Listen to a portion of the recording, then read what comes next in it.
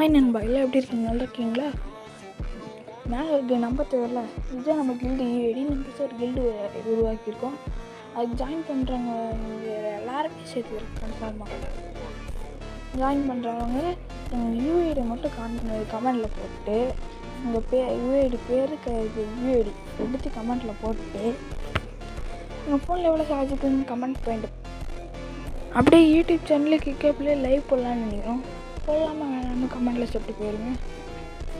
கன்ஃபார்மாக எல்லோரும் ஜாயின் பண்ணி பில்டரை நம்ம இதை ஒரு 2 நாள் 3 நாள் முன்னாடி தான் கைஸ் கிரியேட் பண்ணியிருக்கோம்.